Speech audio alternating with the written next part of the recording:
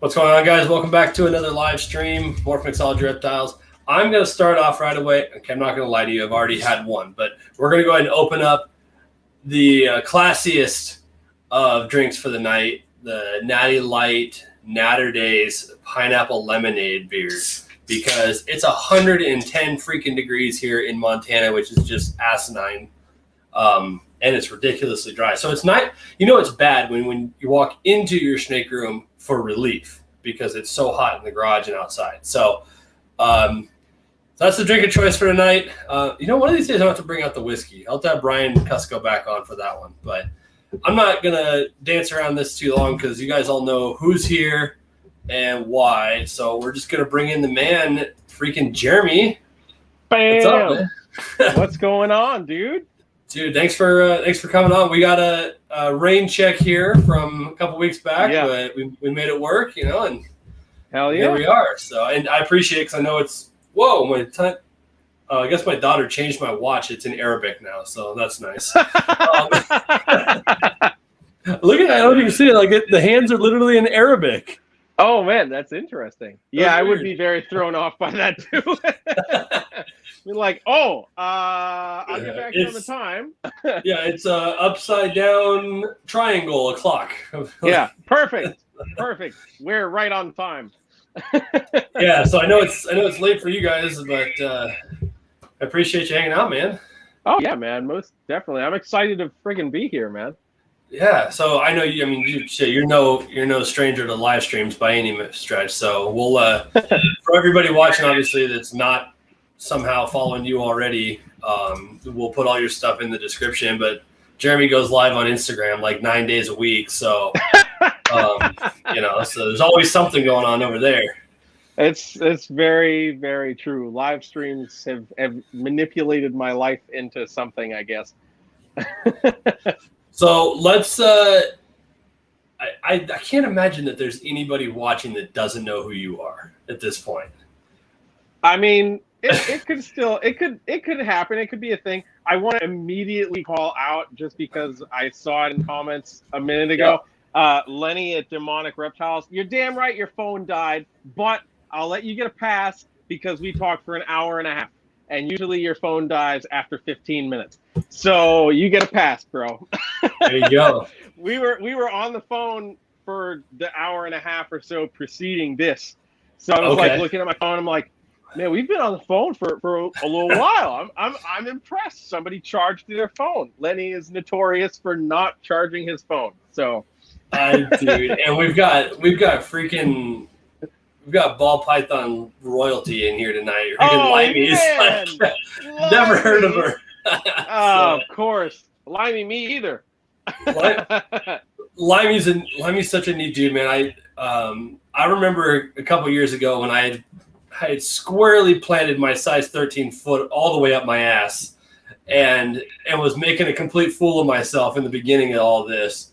And I decided to just kind of put my head down and get to work. Like Ozzy on his new shirts, it says "Shut up and breed." You know what I mean? Like, at some point, just get away from all the bullshit and get to work. And I kind of just started doing that. And then Limey comes out of the shadows and picks me out of everybody that's new in this game to kind of keep an eye on. You know what I mean? And he's been super cool to me over the last couple of years. It's been really neat. I can't for the life of me convince him to come on one of these, but dude. Yeah, I've known Limey since I was a kid, and I can't get him to get on one of these. And I'm like, listen, motherfucker, it's time to come to the light, Limey. It's okay. No, I even like that he doesn't even have a profile picture. It's just like he is hiding behind his work, man. Like, that's true. The way to do it. It's true, dude. He's old school McCurleying some photos on social media now where it's just his hand and the snake. That's old school reptile show and tell. That's what that is. Yeah, and I'm terrible at Photoshop and like editing and stuff like that. And one thing I love about Limey's photos is the way that he works that reptilia or whatever is his logo like into the It like puts it in behind it as a watermark as if it was like on the way his photos come out is just awesome. Yeah, exactly. It's so good. Dude. Yeah. Limey, we have a lot of catching up to do to be at Limey's level. He says I have nothing of interest to say. I know he's full of shit. That's not even close to accurate. Dude, no, that's actually probably pretty true. Nobody wants to hear what he has to say. That's okay. I told Limey when I get down to North Carolina, I was like, we need to go have a beer. It's long overdue. So yeah, definitely. You know, that's one of the guys I need to cross paths with at some time. Nick Harrison out in Jersey area is another one I really, because he's been instrumental in kind of keeping me grounded and out of trouble. And you know, there's a lot of good dudes out there that have. I like some of the, you know, the more behind the scenes kind of older guys that it seems like occasionally they pick out these new kids and like, here, let me put you under my wing so you don't fuck this up, and I'll shut you. You know. Yeah, absolutely. So if by some chance that, I mean, it seems like most of the people in here are coming from your side of the fence, so that's nice. I love bringing on a guest and seeing who they bring with them in the chat. You know what I mean? But well, I'm sorry I brought you Limey. I'm sorry about that. he pops in occasionally to harass me. So, for anybody watching later or that pops in or whatever, give them the 60-second elevator speech on who Jeremy is. Oh boy. Okay. So I started yesterday. I just bought a lot of snakes. No. So I have 73 males and 12 females. Yeah, and 50 of the 73 males are just pastels, pos het pied. So I'm possible yellow belly. Yeah, I'm gonna make a pastel pied, maybe. So no, so I've been keeping reptiles now for probably about 20 years or so. I started when I was a kid. I threw a temper tantrum at a pet store to get my mom to let me buy a toad, a little fire belly toad. And that was kind of the start of everything. Started keeping other species within just a few years. Started a business my freshman year of high school called J&D Reptiles. And that was basically the collection that I had built up from literally 8 years old up until then was probably 30 or so animals that I was breeding, various different species, and ran that business all the way through high school. Had close to this number of animals, around 150 adult breeder animals, was doing educational shows and all this other nonsense and blah, blah, blah. And then went to college. I went to Berklee College of Music in Boston, Mass, and put somebody in charge who was already working with me for a few years, and they did some shady shit, got their hands on an animal from somebody that I had never even heard of. Got the animal, came in, it was sick, basically annihilated my entire collection because they just brought it in, never quarantined it, started breeding it, and it wiped everything out, everything that was ball python related out, which leads me to believe now, knowing what we know now, that it was a Nido virus or something, because it presented like respiratory infections but did not respond to treatments or anything like that. And I had built up relationships with some of the local exotic vets. So I had like Baytril and like all the typical things that you would use to treat and whatever, and just not responding. So that was, that literally cost me everything. I had to shut down everything that I was doing, and even had to stop continuing college because my snakes were helping pay for college. And, so I moved back home after not being able to finish college. Kind of laid low for a little while. I went from the total of 150 something animals that I had down to about 10 or so. Not everything died. I sold a bunch of stuff off just because I was like, I can't do this, and I can't afford to do this anymore now that I'm not making any money. And 2015, 2016, after having a teaching gig for a little while, I decided to kind of reinvest in some things just that I enjoyed, and that quickly became another very, very obvious problem for me because I got a lot of animals really quickly. And then 2 years ago, became the manager of New England Reptile Distributors, and it's been up here ever since. I've got probably 200 animals, probably about 18 different species in this room. and I'm getting ready. I'm leaving N.E.R.D in about a month, and getting ready to move down to North Carolina for some music-related opportunities, but also the ability to kind of do this for myself again, which I'm pretty excited about. But yeah, so there's the synopsis of my journey in reptiles. Yeah. So first of all, one of the things I want to hit on, because I don't know how many people will know this, because I was floored when I first put two and two together, and it was a post you had made on Instagram for your last birthday, I believe it was. Mm-hmm. You're a lot younger than I think most of us think you are. Yeah, I'm 28. I'll be 29 this year. Yeah, like I don't know why I thought early 30s, you know, something like that. But when I saw you make your post about your 28th birthday, I'm like, fuck, really? Like, you know? Yeah. Yep. So it's good problem to have, I guess. It's been a lifelong journey.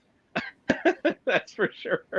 And then obviously Brassman Reptiles, the name should be fairly self-explanatory, but you're a brass instrument musician specifically, right? Yeah. So my primary instrument is trumpet. Okay. And I've been playing trumpet for almost as long as I've been keeping reptiles. But the name actually came from Phil at USARK. I was at Tinley, and I was maybe a little inebriated being on an animal. No. You know, That doesn't happen. It doesn't happen at all. No. And so Phil's doing the auction. I won the animal, and Phil said, "Sold. Thank you, Brassman."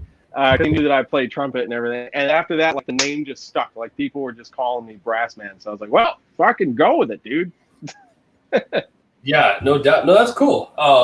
You know, it's one of those things that I talked a number of times on here and on other people's shows, and that I wanted, you know, I think it's important to have a really cool name that, in my opinion, just the way I look at it, that's not just, you know, your initials or the area code you live in or the state you're from or, you know, something like that. I like the unique stuff that has some kind of either personal tie to it, or in our case, some kind of like twisted sense of humor, play on words kind of feel, you know, like I love that kind of stuff. And there's some pretty freaking creative names out there and stuff like that. I'll tell you the one definitely are. We had Billy on. I think it was Billy. I had somebody on. I think it was Billy a couple weeks ago. But I'll tell you, probably one of my favorite business names is in the hobby at the moment right now is Insane Clown Pythons. Ooh, I think that is so good.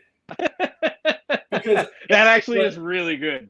Because and the logo is exactly what you're imagining. It is exactly what you think it's going to be.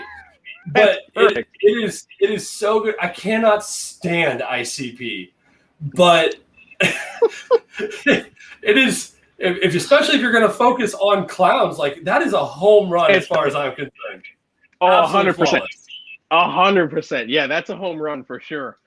Dude, speaking of ICP, so I'm only about 4 hours or so from Sturgis, the big motorcycle rally. Yeah. Right. Yep. And when I was in the military, I was stationed 45 minutes from there. So I've been to Sturgis a number of times. Yep. And I'm a bike rider in the whole 9 yards. And so a couple years ago, this is 2 years ago, because we didn't go last year because that was when my daughter was born. So I guess it was 2 years ago. My dad and his girlfriend brought their motorhome out here, picked up us and the bike, you know, the whole 9 yards. We drove out to Sturgis. We spent all week out there. And the RV place that we stay is right on, it's like dead center on the main drag of Sturgis, just kind of up on the hill a little bit. So you can walk down to like the main strip and all the bars and that kind of thing, right? And there's this, I don't know if you've been there, but there's this big bar around the corner there called the Iron Horse Saloon. And there's constantly live music and rowdiness and all kinds of crap all week long, right? So we get done with the day, and we're all hanging around in the motorhome. You know, it's probably 9:30 at night, something like that. It's still hot, like, oh, I can't sleep. and my dad hears like just nothing but bass and what sounds like just super angry people screaming. It's like, what the hell is that? I'm like, so I put my ear up to him, like, oh my God, I know exactly what that is. And it's like, I looked at my dad, I said, and his girlfriend, I said, I promise you, you are not going to enjoy this, but let's walk down and see it because you have to experience what we got going on here, right? So here comes my 58-year-old dad or whatever, and his girlfriend and my wife and I, we cruise on down and we grab a beer and walk in the back of the Iron Horse where they're doing the concert. And I'll swear to God, if it's not ICP, just friggin' on the stage. And I mean, I'm sure, everybody who's aware of ICP knows what their music sounds like. And it's just like, we walk up and my dad's girlfriend's like, dang, this is kind of hard. Like, and my dad's like, this is fucking awful. Yeah. So we stood there probably 6 minutes and left. It's the only time I've ever seen ICP live. I think that might be a record. 6 minutes. I'm like, yeah, this is all right. I'm doing all right. That's time to go now. They sound so angry. Yeah. But yeah, when I saw, and I don't even know who the guy is, I've never actually met him, but when I saw Insane Clown Pythons and their logo, I'm like, that is gold. That is so good. So, I want to make sure I didn't miss any people here. Trying to keep up on comments is kind of tough. A lot of people are in here saying hi to you. You can see them as well. So, hello. Yeah.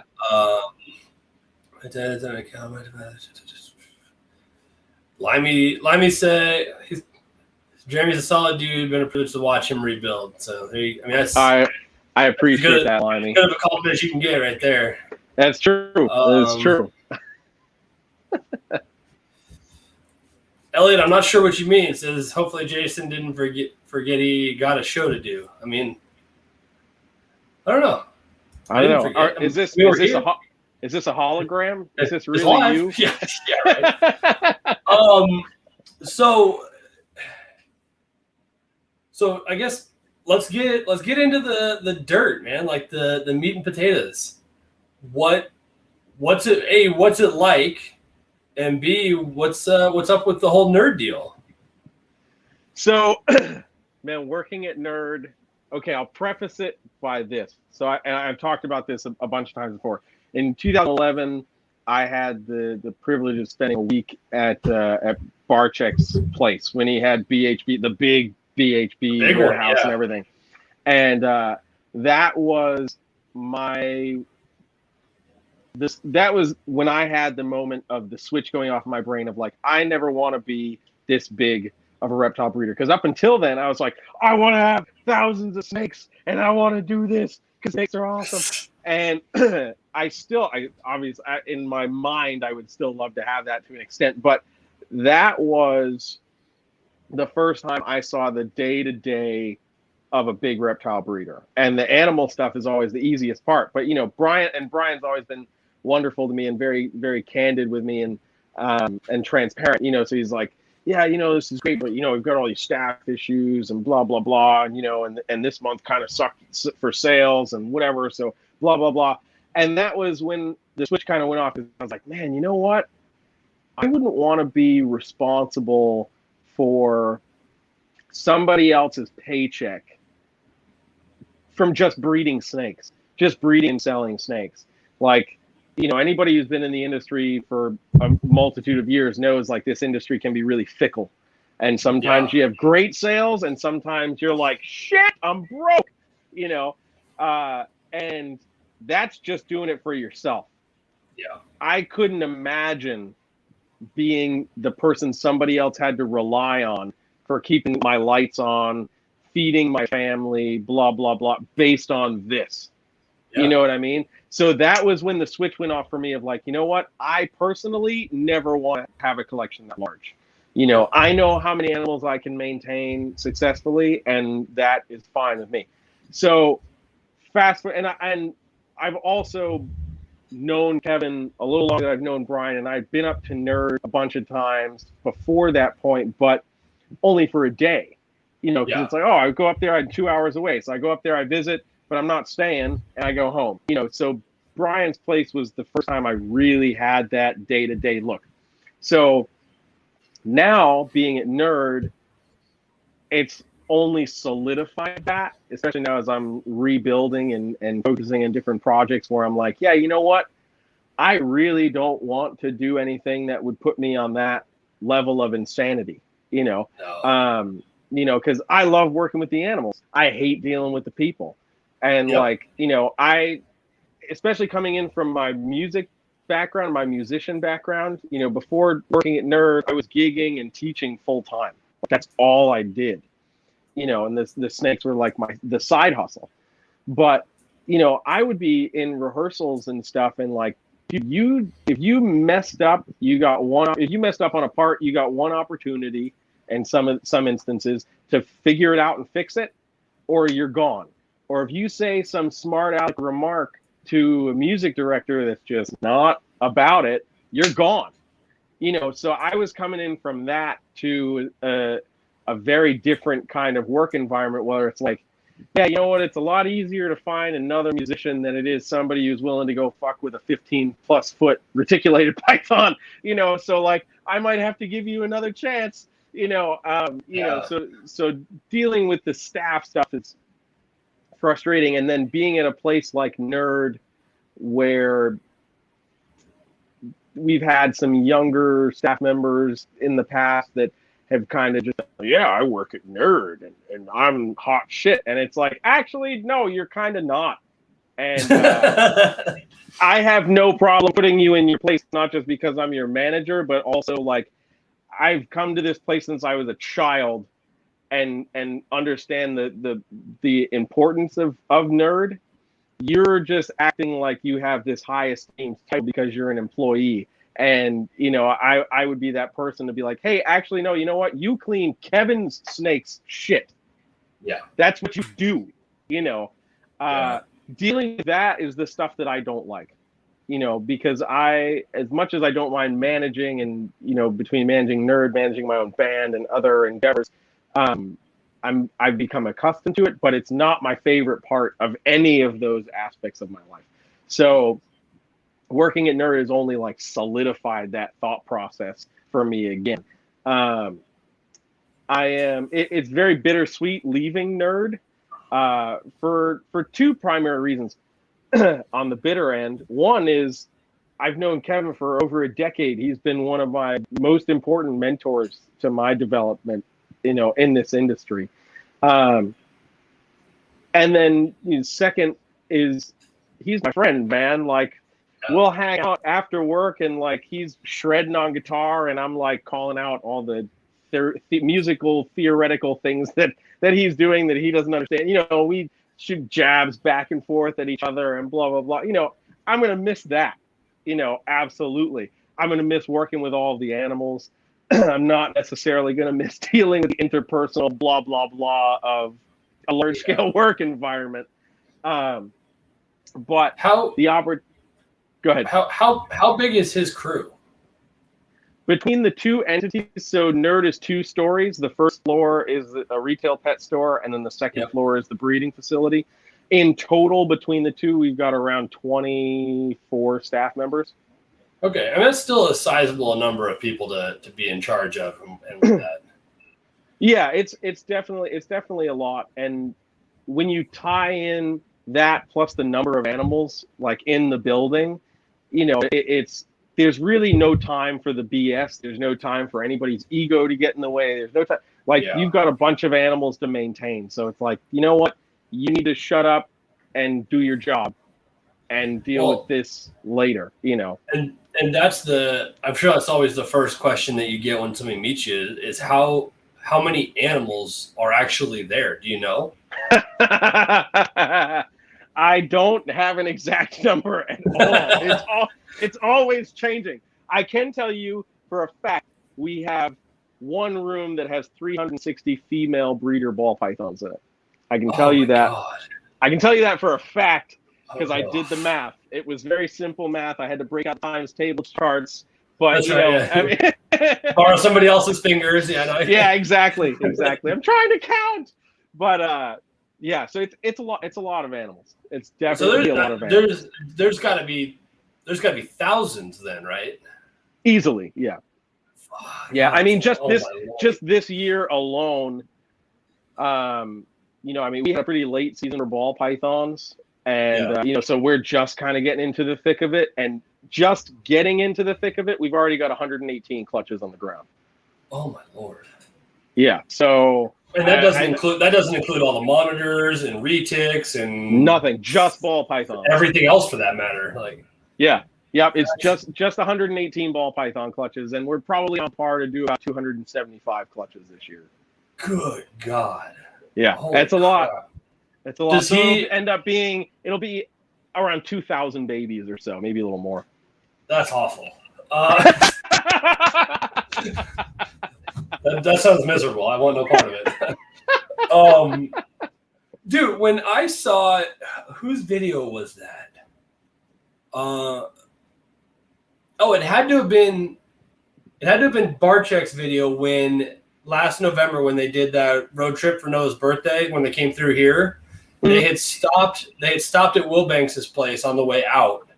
And then obviously they were there this past weekend or whatever for the barbecue, but they did a video at Wilbanks and Brian said that like this entire row is pies or whatever. I'm like, Wilbanks makes like 3,000 pies a year or something stupid, just pies. I'm like, fucking Christ, man. Yeah, I don't want to exist in that level. I can't imagine. I gotta get Mike on here. Like he's got to be one of, if not the largest breeding collection in the country, I would think. He's definitely got to be one of the biggest ones for sure. That's insane to me. For sure. Yeah. I don't want to exist on that level. No, it is, and Brian's talked about it too, and how much he's scaled back in the commercial breeding side of it. I'm obviously limited to actual square footage at the moment, like a lot of us are. But realistically, man, anything more than like 40 or 60 clutches a year, 80 adult females, like that's going to be more than enough for me, because I don't need, I've never wanted this to be a full-time gig. I don't want to speak ill of the hobby that I'm trying to make, some money in as well, but I have a hard time wrapping my mind around and bearing all of my livelihood's eggs in this basket. It just doesn't feel sustainable and realistic. You know what I mean? I get that it is. I mean, look at guys like Justin and Ozzy and Mark Bell and Mark Mandick and Billy and all these guys and Kevin that have been doing this for decades, right? Obviously it's sustainable, but it just meant there's something about it in the back of my mind that just doesn't feel like it's realistic. You know what I mean? Yeah, well, I mean, I can certainly understand the thought process, and I mean, it's certainly frustrating looking now, especially with like the amount of state proposed laws and stuff that are coming in that like across the country are like trying to slowly pick us off one by one on what you can keep, what you can't keep, what you can breed, what you can't breed. So it makes you kind of hesitant about like, man, am I going to be able to do this in 15 or 20 years? And it's one of the reasons why, like, I tried to be as big of a supporter and as big of a voice for USARK as possible, because like literally Phil holds a lot of the sustainability of the U.S. reptile industry right on his shoulders. For those of us, especially for those of us who aren't just breeding stuff like ball pythons and corn snakes and the simple stuff that like they tried to regulate would be, they'd get a lot of flack for. But, coming at retic breeders and anaconda keepers and, it's only a matter of time before they try to come after certain things. And, when the language of laws is so vague, they could actually it can be pretty frustrating. No, I don't have a problem talking about that okay. stuff. I forgot to ask you earlier. So no, that's fine. I just saw that. I was like, what did he say? But you just blew the cover, man. That was supposed to be the top secret. Pulling back the curtain too far. Yeah. Sorry. No. But so I mean, it's sketchy. I can definitely get that. Yeah. I mean, coming from a boutique / hobbyist breeder perspective, I've been keeping for 20 years, probably breeding for about 13 to 15, somewhere in there. I think it is really sustainable, but you have to play your cards right. And unfortunately, there's a lot of the horror stories. Obviously, we see guys like Ozzy and Justin and all that, and you see the successes really big, but for those of us who aren't necessarily communicating and existing in those circles, you end up hearing a lot about, the guy who dropped 50 grand and is going to do it, and he's got the right head on his shoulders, and then all of a sudden he's like gone. And, and you're like, man, well, why did he dip out? What happened or whatever? And then it's like, oh, do I want to risk doing that? So I definitely understand the thought process of like, I don't think this is going to be a forever kind of deal. Well, the first one that comes to mind is Gabriel, the kid that Brian interviewed years ago. Oh yeah. And whatnot. Then at like 16 years old or whatever, had $1 million collection. Do you know where he is today? Because I do. No, I haven't kept up with him all that much. He's working for Sean Bradley at the aquatic store. Oh. And what's left of Sean's collection. Yeah. So where is that $1 million collection? Where is that? Yeah. Like you would think if you could put that kind of infrastructure and inventory on the ground, that in a 5-year span he could be standing toe to toe with guys like Justin and Ozzy in that. You would certainly think that, but I mean, and I only know Gabriel through minute interactions on social media, so I can't say anything. I can't either. I'd love to have him on an interview. I would too, actually. It'd be great to talk to him. But so I don't know his personal situation when it came to that, but I do know one of the conversations we had was like he was really frustrated with like the people of the industry. And he was kind of like, I want to do this because I love it, and dealing with the headaches of the people are not worth, trying to keep myself in business, and I can certainly get that. I mean, like, you're breeding ball pythons. The amount of people who are like, tell me how many grams. I need to know how many grams it is. Take a belly picture. Take a side picture. I need to see this. Like, no, you realize that like ball python people are probably the only people that care about gram weights. Yeah. When you really come back, nobody's asking me to go weigh this corn snake. Nobody. None. It's not happening. And the funny thing about that is I was neurotic about tracking weights now when I first got started because I thought that was super important, right?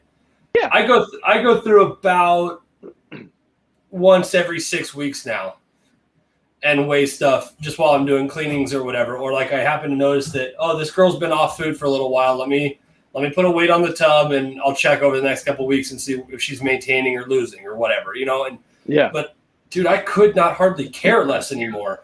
I will say one of the things I do want, I am trying to do this year is I want to make it to the best of my ability. I mean, I've got some that are ready to go now and the people are ready for them, but to the best of my ability, I want to try to make sure that the hatchlings are 100, 125 grams at least before they're out the door.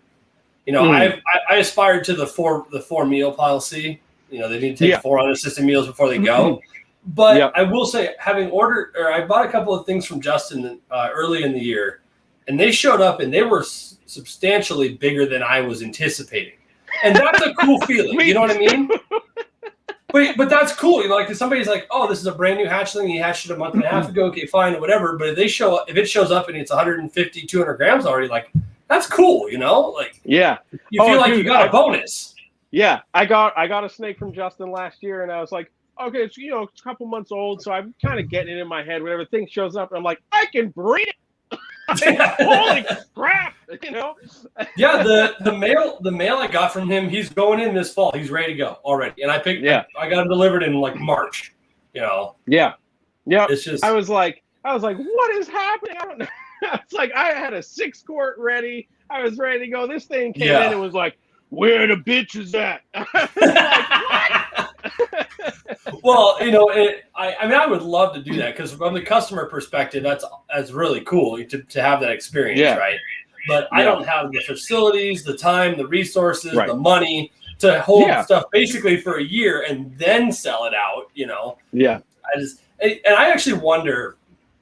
I don't know. As hard as science is to prove sometimes, I don't know how you would do this with a control accurate enough because every animal is so different. But I am convinced because I used to breed my own rodents and feed live up until a little over a year ago. And then I moved here, sold off the whole operation. And in the middle of summer and in the middle of the breeding season, everybody's heard the story, tried to convert my entire collection to frozen. It's taken almost a year, but I'm pretty much there now.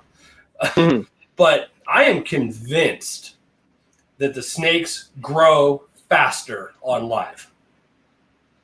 You know what's interesting is I've noticed a similar experience because before I moved up here, I used to feed everything frozen just because it was easier for me to order from Rodent Pro.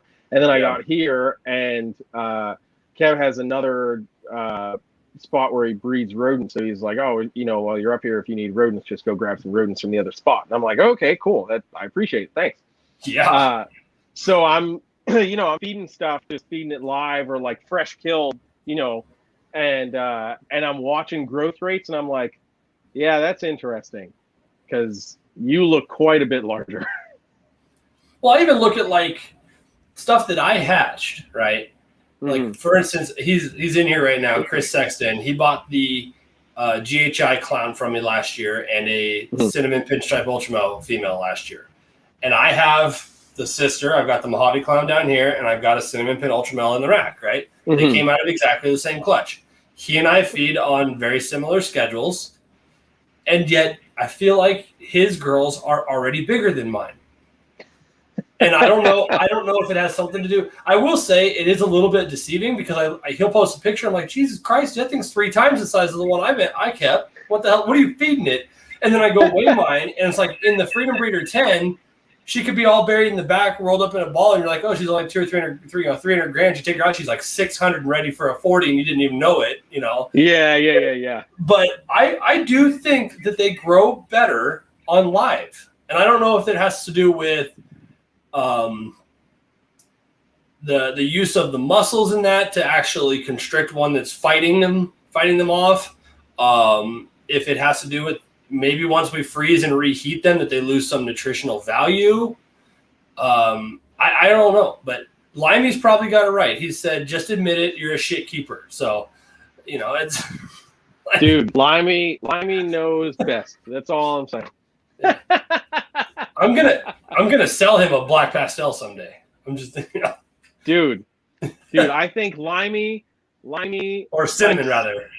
Limey likes normals. Yeah. That's what I heard. So I think actually, yeah, I'll say it live. Every normal I produce this year, I'm sending to Limey. Just not telling him? I'm not gonna tell him when it's gonna happen. Nothing. I'm just gonna be like, there's a box for you. That's it.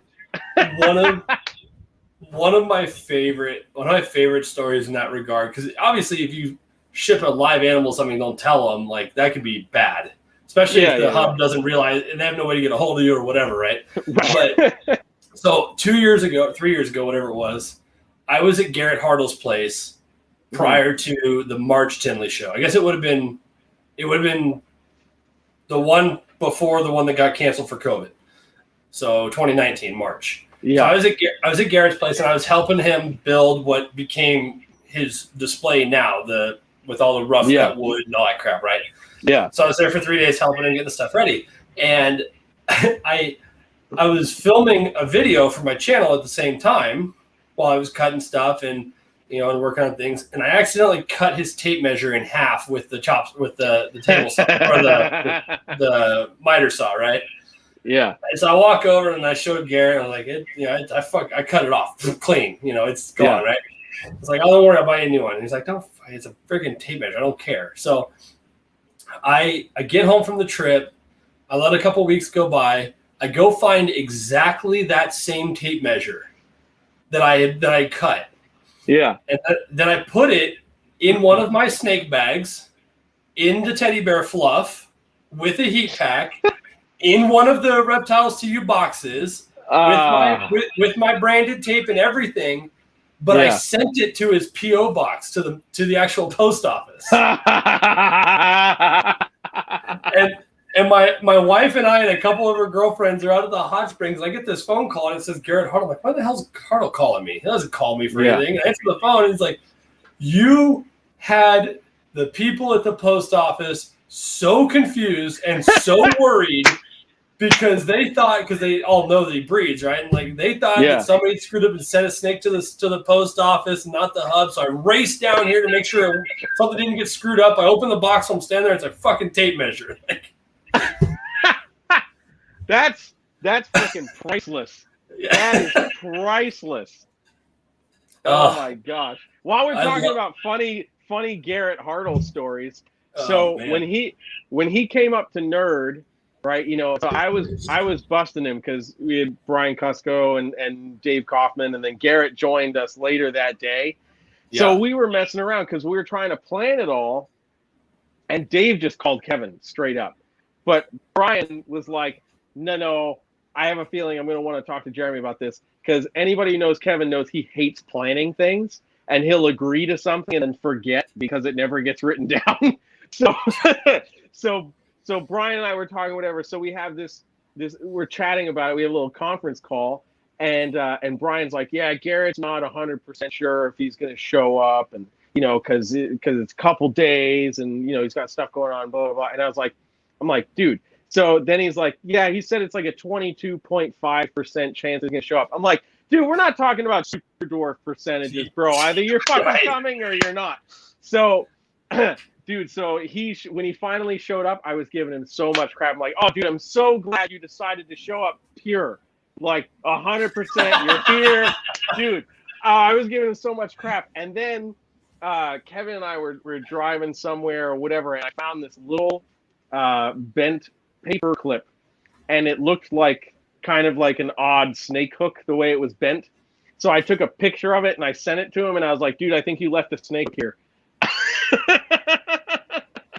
Your tiny retics, it's no longer safe for you to handle your tiny retics. Dude, I love Garrett to death. He's such a good dude, but I'm not afraid to say I think he can be a little bit of a prima donna at times when it comes to that kind of stuff. Like, I mean, it's a retic guy. Well, I can't. I don't want to piss him off. I'm still trying to get a Slayer Super Tiger at some point, but like, I think you're going down a little on the wait list. I dropped a super chat on his live a couple of weeks ago. I just happened to be available to drop in randomly, right? Because I don't watch it normally because I just don't have time, and it's not usually around my free time. And that, so I drop in, and all I did was drop in a $5 super chat and leave. And all it said was, what snake or what retic is Garrett sending me, and why is it a pure Slayer female? And I just left.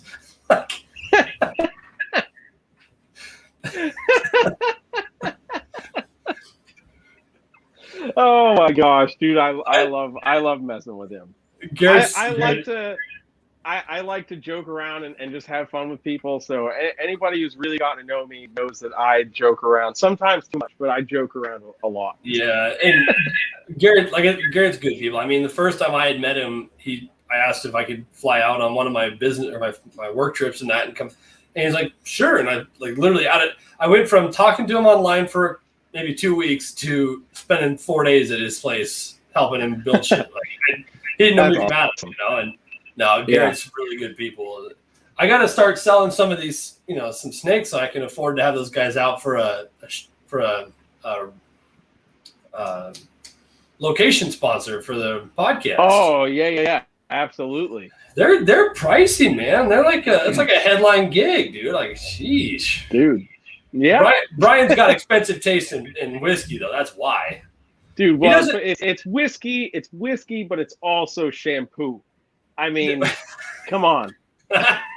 I keep sending them bottles of Montana-specific whiskey that you have to get here in the state, and Garrett's appreciative, and Brian keeps shitting on it. So I'm getting kind of upset that I'm doing out of the wonderfulness of my heart trying to support their program, and Brian just keeps crapping on it. I'm kind of waiting for him to jump in here because he does occasionally. I was gonna say, dude, send this link to Cusco. Just send the link to Cusco. I'm sure somebody will clip it and send it over. To be fair, the first one that I sent out, it was for the show or for the podcast that was taking place at Garrett's house before one of the March Tinleys or October Tinleys, whatever it was. I think it's the October one. That's the one Brian usually makes the pilgrimage with, and it was some like corn grain clear whiskey from Montana or something. And the following year that I was out there I was with Brian McCourt from Sailor Serpents out of Columbus, where he and I both drove up there, and Garrett still had some of that whiskey left over, and we tried it while they were there, and it's every bit as much a gasoline as I thought it was going to be. It was awful. So the very first one I sent out did not start off right at all. That's fair. And then I sent a huckleberry whiskey out because that's kind of a Montana thing is huckleberries. I sent that one to Garrett when they did their show or they did the podcast at the Reptarium with Brian Barchek. Yeah. And I even got Brian to try that one. And that one kind of went over a little bit better. But I'm trying to claw my way back with Cusco. I'm like, dude, when I had the two of them on here, Garrett and I got going back and forth, and Brian just felt like he was left out, so he just turned his camera off and left. Damn. Poor Brian. No, Brian, I love Brian dearly. I mean, out of nowhere, he let me come up and stay at his place because I happened to be down at Jay's, early. Fuck, that was 5 years ago. That was right after Leia was born. In fact, I sent Brian a picture a while back. I was like, Jesus, came up on my memories or whatever. Look how little Leia is. Now she's like she's freaking 5 or 6 years old, or whatever, and just talking up a storm. Like, gee, my God, that's so long ago. It's crazy. Speaking of the podcast, they obviously had you guys on, or were up in your place a few months back and whatnot. Yeah. And there's actually somebody in the chat called Huckleberry 406. That's amazing. 406 is the area code for the entire state of Montana. That's amazing. Hilarious. Hello, Huckleberry 406.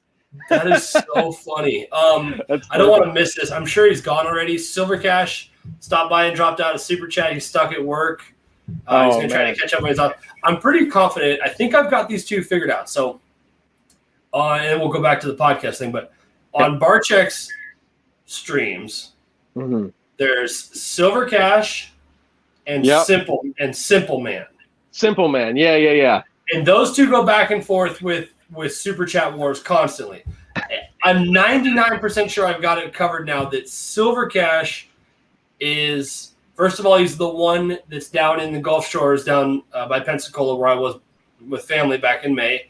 And he breeds rats. He breeds like 600 to 1,000 rats a month or something crazy and whatnot. But he's actually, if I remember correctly, he is the pizza guy. And he says that he makes something like 1,000 pizzas a day or something crazy. It's silly.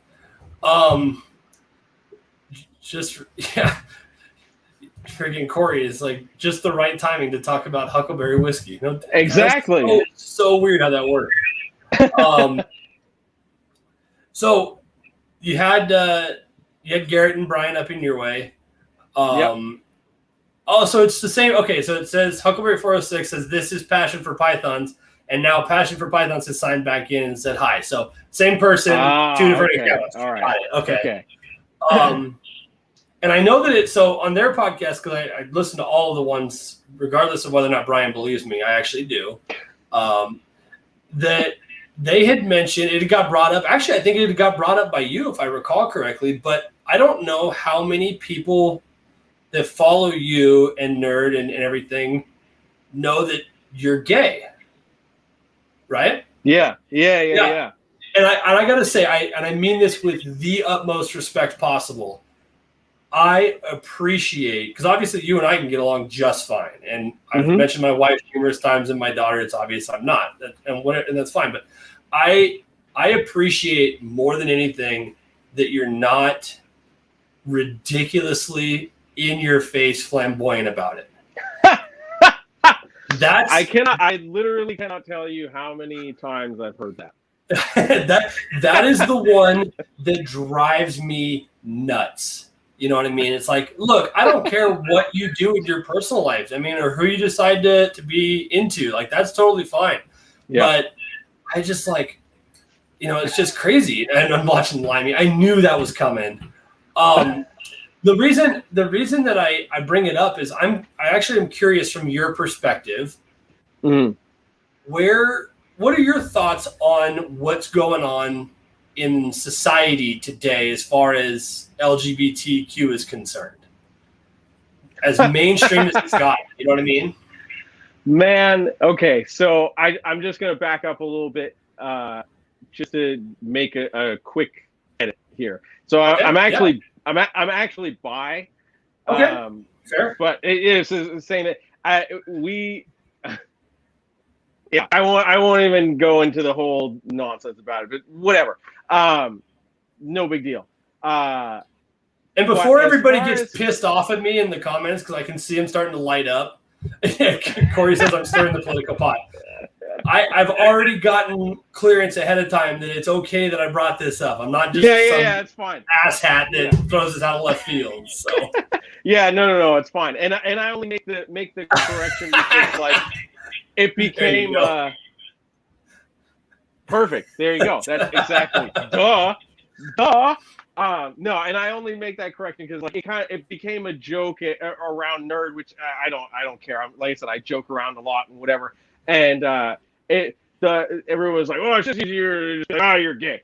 So it just was like, oh, it's just easier to whatever the bi thing. It's confusing and blah blah. So I was like, all right, well, I don't even fucking care. Like whatever, it is what it is. But anyway, that's the only reason why I made the difference. But being bi, I mean, the pool you swim in is twice as big that way. Like that's exactly. Hey, right? I'm an equal opportunity hunter. That's all I'm saying. Yeah, that's an interesting way to put it. Yeah, but no, I mean, when it comes to LGBTQ, I mean, and the community might hate me for it, but like I don't pay attention to it like at all. And not for any particular reason other than just like I don't have time. Like it's not, obviously, and I'll say this, I've had some issues in the past with bigoted people and very strongly opinionated people, and I've also, and I still do, work pretty heavily in the gospel music scene, which poses quite a few, things here and there, but my thing is this: do what you're gonna do, love who you're gonna love. Life is too short to bicker about what you do with somebody else. You know what I mean? Like it's just, why does that matter? You know what I mean? Unless you want in on it, why does it matter? That's all I'm saying. And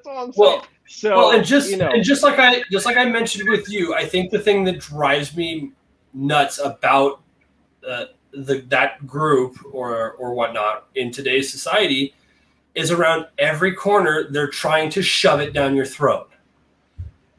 That's the part that gets old. Whether it's the trans community or the gay community or the non-binary community or all the other letters I don't understand and I'm naive to, admittedly naive to, and to be quite frank with you, I choose not to learn about it. You know what I mean? Because I may not necessarily agree directly with their point of view or their lifestyle or their choice or what have you. But like you're saying, who cares at the end of the day, as long as you're not, for lack of better terms, shoving it down my throat. Why why is it a big, but that's in the public eye. Sadly, that is the part that has seemed to drive that wedge between society. It's so it's either this or you're hating people or whatever. Yeah. I mean, when it comes down to it, for me, like I said, I just freezing. I just don't pay much attention to it. I mean, like I said, I've had a few instances where, I have been treated unfairly being with, perfect, Limey. Exactly. Where I have been treated differently in certain situations being out in public with my partner. And that's when I have a problem, and that's when I get loud about things. Absolutely. Especially when at that point in time I was with also not only somebody who was gay but also a person of color. So it becomes extra, extra level to it, and that's where I get frustrated because, when it comes to both instances there, I'm like, why does it matter? Like we focus. So here's something interesting, and I didn't even expect to go on to this tangent, but I told you there's no format here. It's perfect. The United States does a really, really good job of having to box everything up and give it to you. This is what it is, and this is how it goes, and that is that. And that pisses me off. And media, every single source of media is decided before it gets to you. Absolutely 100%. How TV gets networked, how music gets suggested to you, how social media makes different directional cues for you. It's all pre-dictated. Like, to know for a fact, because a lot of people are like, oh, you go on these tangents about media and blah, blah, blah. Understand this. Media, which we're supposed to get all of our information from and then be able to make our life choices, is for profit. Which means anybody who's in positions of power is trying to do whatever they can to get you to click on their stuff, to buy their stuff, to view their stuff, to do whatever. So you cannot tell me, if you listen to CNN, Fox News, and this place, that place, whatever, you cannot tell me that what you're looking at is not biased information, because the people in charge are for profit. It's for profit. That person that owns it wants to make money. And this goes as far back as you can freaking remember. Even freaking Noah talked about it on Brian's podcast one time, where there's a newspaper article, and the newspaper articles of 3 different newspapers are talking about a bank robbery. And they're all trying to get people's attention. So they keep changing the number of money, the amount of money that was stolen, to get the attention. So all media is for attention and profit. Understand that. It's sad that I know for a fact that there are people in the music industry who literally make decisions on up-and-coming artists, and conversations include, oh, they're too black. Oh, that's not thug enough for what we need. Oh, this is what we're doing here. Oh, no, that doesn't meet this model. If I ask you to think of a classical musician, a hip-hop artist, and a salsa artist, you think of 3 very different-looking people. There's a reason why crossover artists are such a big deal. There's a reason why Eminem was such a big deal. Because these are things that go outside that cute little packaged box that you get. Like when I walk into a room at a 99.99% all-black church, and when I was the music director at a gospel church, and I come in not only as a trumpet player, but as a white guy, and they're like, what is he doing here? And then I get up there and I'm leading the band and I'm playing horn and I'm singing lead parts and able to do all the same crazy runs that some of their favorite artists can do.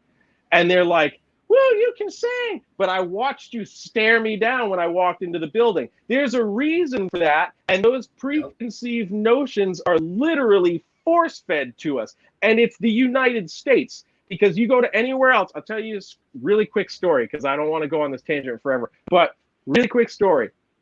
My buddy Theo Croker, amazing trumpet player, phenomenal trumpet player. When he left the Oberlin Conservatory, he went to it was China or Japan, one of those two, because he got a gig, and the gig was, hey, we're going to fly you out here. We put you up in a hotel. You know, we take care of your living situation, whatever. Your job is to play 3 sets of, 3 gigs a night, 6 nights a week. We pay you. We do all this. We take care of your housing. We do whatever. But this is your gig. The first 2 sets are, you're playing whatever. The last set is kind of like an open, jam kind of whatever. And they're playing music, and the venue owner is getting frustrated because he's not getting the people to like move or dance. Now, mind you, he studied like jazz, like traditional straight ahead jazz. So he's like, what do you mean get the people to dance? You sit down and you fucking listen. Like, that's the whole purpose. And the people, when it came time for like the last set, the people were like shouting requests, like play like groove jazz, play like this, whatever. He's like, what the fuck is groove jazz? That's not a thing. What they wanted to hear was Stevie Wonder. We classified Stevie Wonder as like R&B or soul. We packaged it in the United States a certain way. To these people, it's all creative, improvised music. There's no such thing as genre. There's like 5 genres. It's like classical, world music, blah, blah, blah, blah, blah. And like, that's it. And like anything that could be creative or improvised is creative, improvised music. Jazz was a word that we designed to be able to box something up. You know how frustrating it is for me as a trumpet player to walk into a gig and everybody just assumes I'm going to play fucking Cherokee by Ray Noble that's been around for fucking 60 years. Fuck that shit. No, I'm going to put a fucking hip hop beat on that. I'm going to demolish the chord progression and I'm going to play it how I fucking want. And if you got a problem with it, suck it. I don't care. Go fucking leave. Yeah. Simple as that. You know what I mean? Like, I don't like this pre-packaged nonsense that gets shoved in our faces because people won't allow the general public to be free, because we like free thinkers, not like free to do whatever the fuck you want, but just free thinkers. It sucks that we have an entire generation now literally being brought up on 2.5-minute long songs of nothing.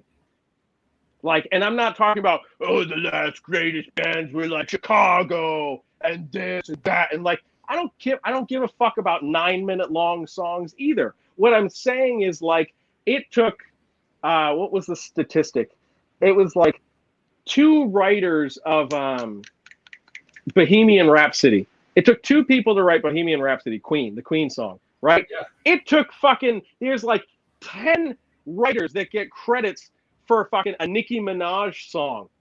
That's 3 minutes of her saying the same sentence for 90% of the song.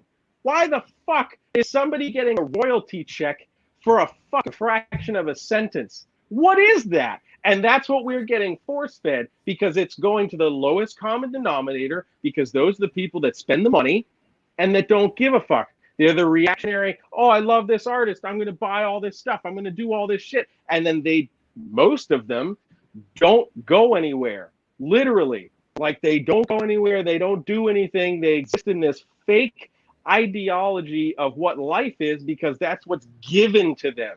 Here, listen to this song about nothing, fucking bitches and getting money. Now check out the video to this song that's fucking bitches and getting money and doing all this shit. And look, oh, he's got a wad of cash. That's not his. That somebody brought as a fucking prop. But you want to now idolize that person? And let me set the record straight. I have some very good friends that are musicians for some top 40 artists right now that are actually truly talented musicians. So I give them a lot of credit. I have friends that are producers for like Billboard 100 chart topping artists right now. So I'm not talking about that. I'm talking about like how everything gets packaged to us for a reason. And the reason is they want you to spend money and they want you to exist in this playing field. They've learned that it's easy for you to be hypnotized by shiny things. And now you get force-fed that. And then that's everything you see. Tangent over. No, I totally get it. I mean, we live in the world where Lil Pump makes $100 million in a matter of months over the song Gucci Gang, where he says the same 4 words 1,000 times while he's sitting on a rented Lamborghini with a bag of weed. Like, dude. Or the biggest song of last year was WAP, for fuck's sake. Like, Yeah. First of all, in rap, and even Herbert, HP Reptiles mentioned mumble rap. I mean, rap in general, the creativity is long since gone, for sure. I mean, the days of 80s and 90s actual hip hop is long dead. Sadly, I mean that was a beautiful era of music because there was actually some you mentioned Eminem. I mean there was actually some creativity there, yeah, and some raw talent. That's what frustrates me the most about like how the major labels have taken over everything and really misconstrued it. So one of the biggest joys of being a musician is meeting other musicians, and I've been very, very lucky over the years to work with some amazing people. Nikki Gillespie, who's a phenomenal drummer, was one of Beyonce's first touring drummers. Her and I have worked on a few different things. The list, you should look at my website if you want the whole fucking list. But, like people like that. And then I see who they're working with that maybe is a top 40 artist, or I'm looking at who they work with after that gig is done, and like Nikki's got like 3 other bands that she works with. And like she went on tour with fucking Maceo Parker, who was James Brown's sax player. You know what I mean? So I'm like, that's fucking badass. But the drummer for Beyonce is now also the drummer for James Brown's sax player. What? That's such a different, realm of music. But like being able to meet those people and talk with those people, now I can look at, well, who else is in that band? What else do they do? Do they just play with that band, or do they also play with somebody else? Or like, let me see if they've got solo projects out, and I've met especially in the world of hip hop and R&B, there's some amazing talent that exists in today's world. Oh yeah. But you'll never see it. You'll never see it unless you go digging for it. And that's what like blows me away. Like I'm looking at like streaming numbers for certain artists, and I'm like, man, I'm listening to this music and what they're playing and doing musically is amazing, but also like the quality of what they're putting out musically is impressive. And I'm like, now I don't understand why this isn't getting more attention. And it literally all goes back to what I was saying, where like as the lowest common denominator, when you're the ones that are buying the music, buying the merchandise, supporting this, supporting that, sharing this, sharing that, like it just keeps getting force fed to you in that lane. So I like to look at the independent artists, or maybe the artists who are like just getting their first record deal, and like I'm looking at that. So that's what gets force fed to me is all these other up and coming artists. So I'm like, I've never fucking heard of you, but your music is fucking amazing. Like, holy crap, like that.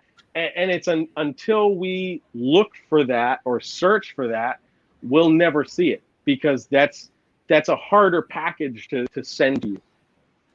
Well, and I was gonna say along the lines of whatever media outlet you frequent or whatever, it's tailor made for you. That's why you go there. First of all, I'm like, right. We are all.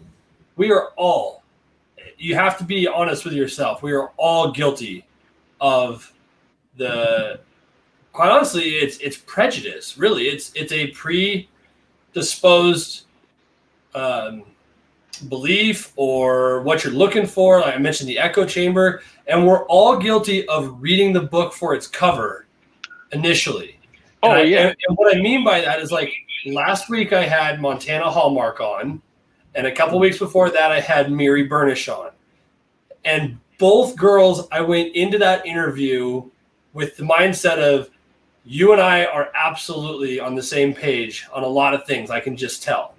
I could have been 100% wrong, but I assumed based on their outward appearance, their lifestyle, where they live, the kind of things they like to do, the brands they rep, whatever the case may be, I automatically assumed they fell into X category of Fox News watchers or CNN watchers, or you know what I mean? the Trumpsters or, whatever.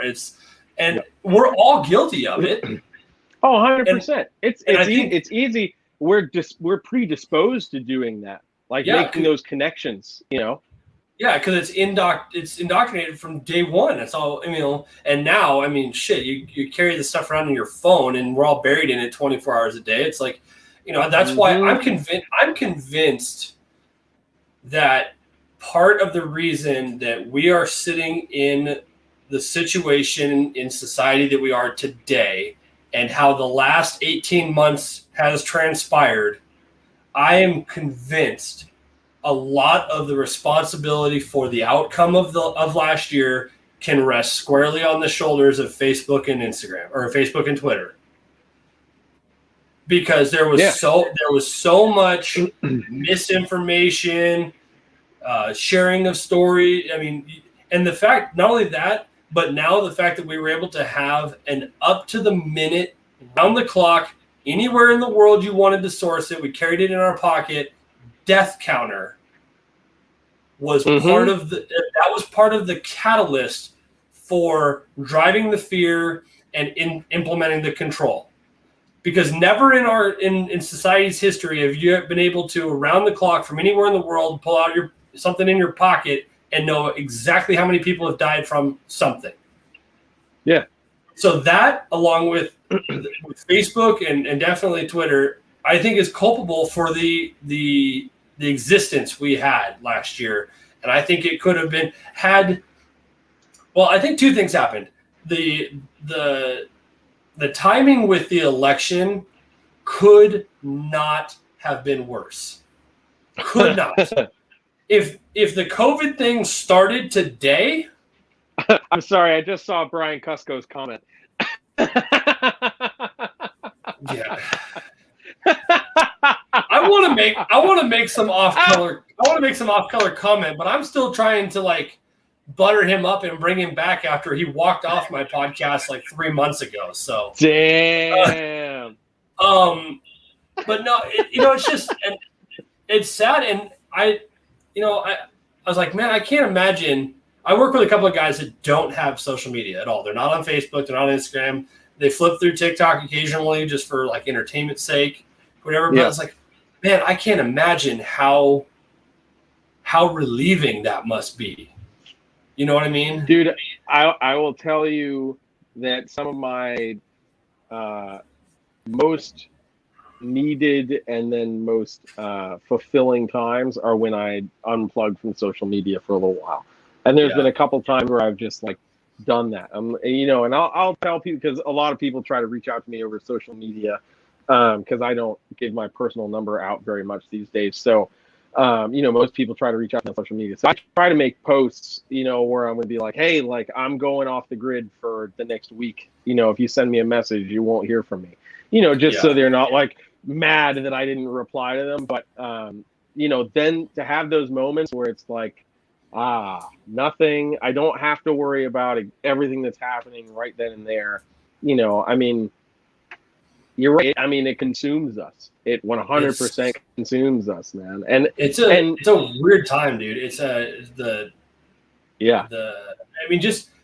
watching, because you and I were old enough to grow up through it. We look at our parents that they didn't know what the internet was, right? And so they got to see what the internet became, and then what 24-hour cable news became. It goes back in their day at 11 o'clock or whatever, the screen just went blank, And so then we got to 24-hour news cycles, and then the internet came out, and then you and I were old enough to watch when the iPhone actually hit, and when iPhones and Androids and that became mainstream. And Apple put having everything at your fingertips at a moment's notice on the map.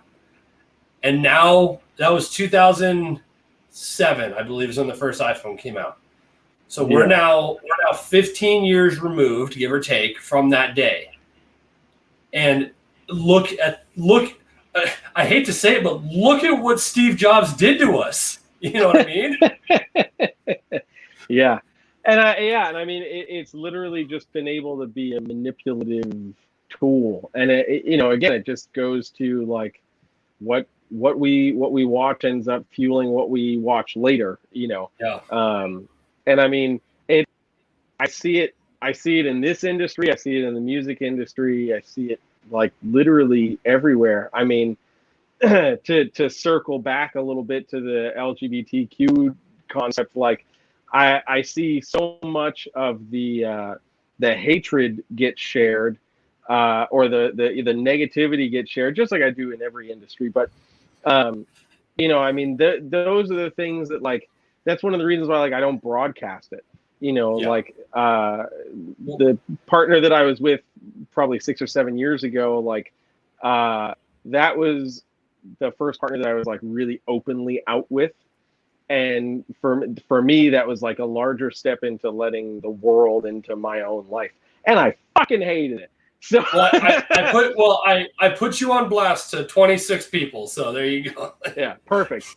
But like, it was one of those things where at the time I was like, yes, I've made this statement about, who I am and whatever. And I'm following through by continuously posting updates and whatever.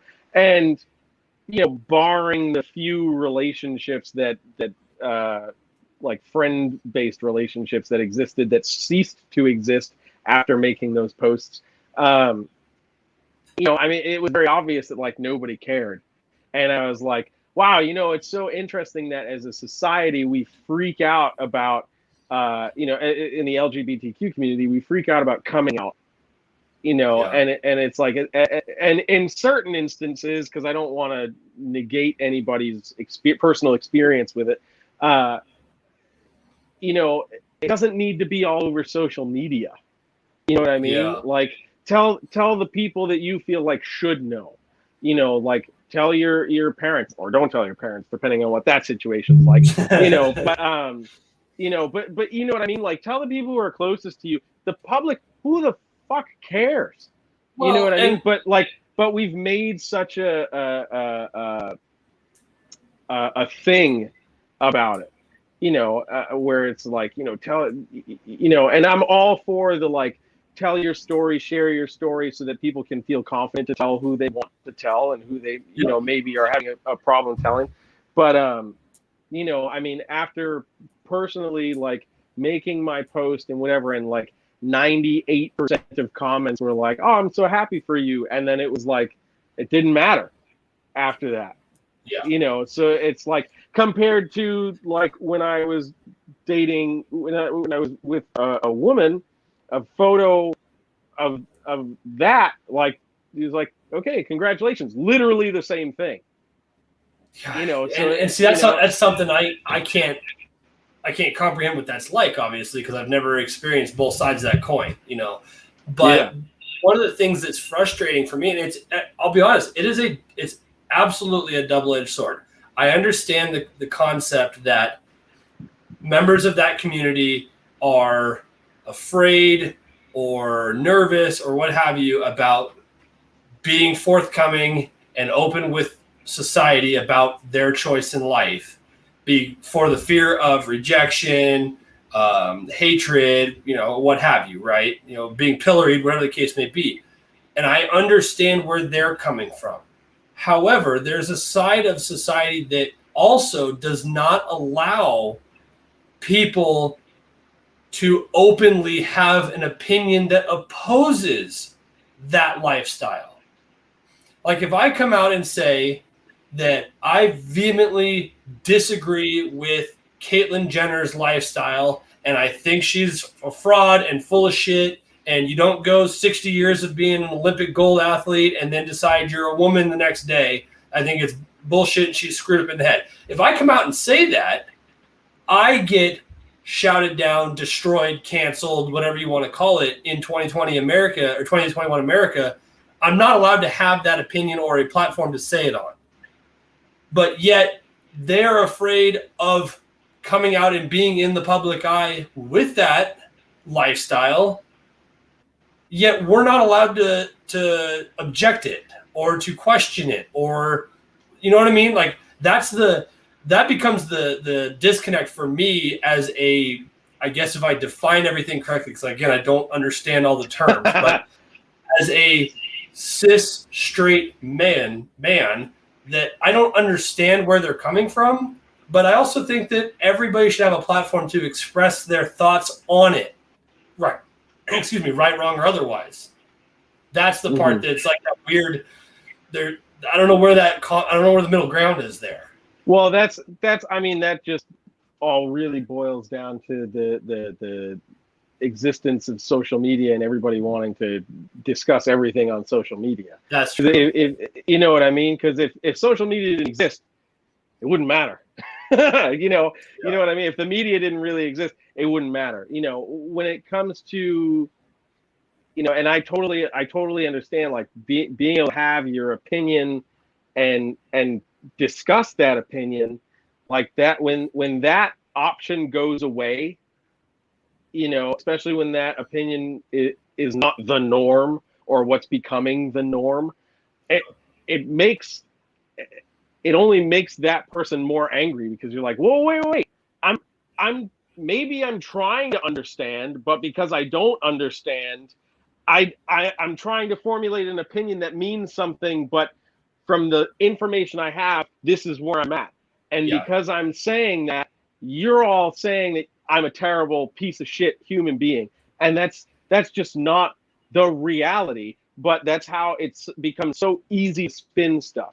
So, like, you know, I mean, like this is just one of the reasons why, like, I don't mind talking about it. That's why we're talking about it, but that's why I don't like publicize it, because I don't want to have this discussion a million times. You know what I mean? It's like, this is like, I might probably send a couple people to this part of the podcast because I don't want to say it again. You know? But like, you know, I mean, there's elements to the LGBTQ community that I don't even understand, and I don't have the deepest grasp of, and I will admittedly say that I'm not necessarily going out of my way to understand even more of it, or like, you know, identifying as, you know, fucking rainbow unicorn toaster oven. Like, I don't understand. I don't understand that. And your pronouns are purple and 3. Like, how the fuck am I supposed to respond to that? Yeah, exactly. You know, I mean, so my thing is like, you know, if what I'm given is reasonable, cool. Yeah. You know, when it comes to like the pronoun aspect, like what would you prefer to be referred to as? Fine. If you're giving me something that's, you know, palpable, you're not asking me to call you she goddess or, you know, or anything like that, you know, like, cool, I can work with this. You know what I mean? And again, I don't want to try to come off as an asshole within my own community, but there are just things that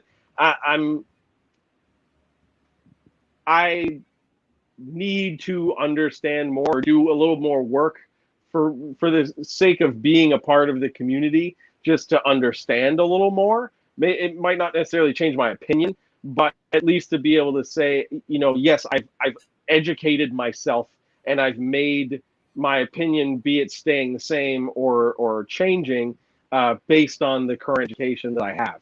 You know, my biggest thing is formulate your opinion, do what you want to do, but the most valuable tool we have is education and educating ourselves. And unfortunately, we also live in a world dictated by social media, where it's really easy to just say whatever the hell you want to say and put out whatever information you want to put out, you know, be it truthful or otherwise. So it can be hard to disseminate through certain information, especially when you're not already sure about the waters in which you're treading, you know. So that already makes it difficult. Like, you're set up for failure before you've even really begun, you know, to take that step. And that's not fair, you know. So, you know, I appreciate being able to have a conversation like this, because it's like, you don't know what I go through, and I don't know totally what being a cis straight male includes, because like for a portion of my life, that's how I came off, because I was trying to figure out my life. But once I did, I left that identity behind, you know. So, you know, and then again, as things are publicized, like, you're expected to understand things and do things, and, well, what are your thoughts on this and what are your thoughts on that? Literally, and all of the nonsense that I've been babbling about on this topic, here's your facts. here's your facts. I'm going to leave you with the facts on this topic, and then let's talk about something else. Next up, politics. Yeah. Perfect. And then religion. Yes, crushing it all. No, I'm a bisexual male, and that's it. You can call me dude, bitch, fucker, whatever the hell you want to call me. I'm gonna answer to it. You might not like what I respond with, but I'm gonna respond to it. And that's just it. I'm not looking for, it's going to be like, oh, what's it like in this work? Man, I do my shit. I work in the musical industry. LGBT community is everywhere, like everywhere. Some of the greatest songwriters, some of the greatest musicians, some of the great this, the greatest that, whatever. It doesn't matter. Speaking of which, did you see, because I waste entirely too much time on TikTok, did you see Lil Nas X just came out as well? Yeah. And then I saw this video. I don't know the legitimacy of it. I didn't look into it. Some guy, and for context, because I guess it matters in today's world, some black guy on TikTok was like watching Nas's new music video that just recently came out. And I don't know what it's called, whatever the case may be. He's like, all right, I'm going to review this music video. And it's like Nas dancing through the street, talking about his story, right, coming out or whatever it is. And then it cuts to this scene of like a dozen black guys in the shower naked, all fucking helicoptering together. And this guy's like, oh, hell no, like throws his hat, like runs out. It was a hilarious video, but I had no idea, and again, why does it matter, right? But it's just the one, I guess, before, we definitely will move on, but the one I have a hard time accepting in society is that randomly, in my opinion, randomly out of the blue, you wake up one day or whatever, arbitrarily you can just decide to be a whole other category, maybe one that doesn't even exist yet. And now you are imparting on the rest of the world to accept that is the way it is, and you're going to address me as such or however that goes. Like, I saw a report the other day that there are now, the last I saw was 53 or 56, something like that, 53 recognized genders in the community. That whole thing, that's the part that I have a hard time wrapping my brain around. And the comment I made earlier about them shoving it down our throats, like, you don't get to sit and like say, wait a minute, hold on. You say that and you're already, you're a transphobe or you're a hater or you're just, what have you. Right. And because like in today's society, talking about the different news, outlets or what have you, everybody expects you to pick a side, and if you don't pick their side, they're going to hate you for it. Period. I don't care what topic you're on. Exactly. And okay, this will be the last thing that I talk about when it comes to this. Only because you brought it up, and I think it's a point of value. Absolutely. So Lil Nas X coming out and doing everything that he did, and then he also did another music video where people, especially in the religious community, were losing their mind because he was essentially like lap dancing on Satan, and then like broke Satan's neck and put on his horns, and the religious world like lost their mind. And what he was saying in that video was like, hey, look, when I was coming up, he went to church and everything, and everybody told me that, my sexuality was a sin and I was going to hell. And it's like, okay, cool. If that's it, this is who I am. And if you can't accept that and this is what you think of me, then that's your own thought process. And it was basically just like a giant like middle finger to everybody that like tried to destroy him emotionally, while he was trying to deal with whatever he was dealing with personally. I will say from experience, as I have dated multiple people of color, that, and I can't, of course, 100% speak to that being a white guy, But the existing in that space as somebody in the LGBTQ community who is also a person of color, that is a very different existence than my own. And sure. if you look at a lot of the stories, like I'll give you a story that directly impacted me with a particular partner. I was talking with this person, whatever, we were getting kind of serious, and he was also a musician, and I had some opportunities come my way, and I was like, hey, look, I'm willing to get you in on this opportunity because I think it's great, and I think you're worth getting involved in this, and it will do good things for you. The problem is, if you want to do it, you have to move up here because everything is based up here, and then we're going on the road. And he wasn't 100% out with his folks, and basically got the, if that's your choice, don't ever show up back here again. Yeah. And I know that's not like just for LGBT people of color, but I've heard and witnessed that story more within the POC LGBT community. Man, that's a lot of letters. You're telling me.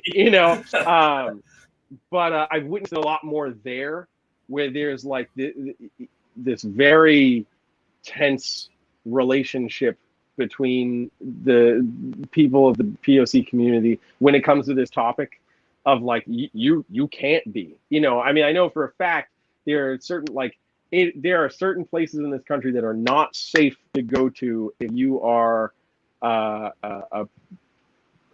somebody who's out in the LGBT community. Jamaica, the Caribbean islands, like if you are out and you go to the wrong spot, you will be killed. Yeah. Straight up. I've had people literally come to me and tell me, never go to Puerto Rico. And if you go to Puerto Rico, never leave the resort. If I'm with a partner, because apparently I can pass as a straight guy as long as I'm not moving my hands. But Kevin does it too. I wasn't sure about him either. Yeah. But like literally, and they weren't trying to be assholes. They were trying to be genuine and like, hey, I'm telling you, if this has ever been a destination you've wanted to go to, you need to be careful.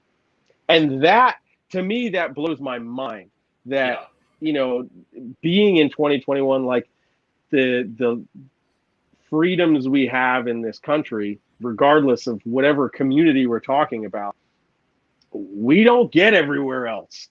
And it's crazy that, something as simple as like what you do in your private life, if that comes to, public worldview, suddenly there's a fucking hit on you. Yeah. And you will be killed. Like, you will be killed. That blows my mind.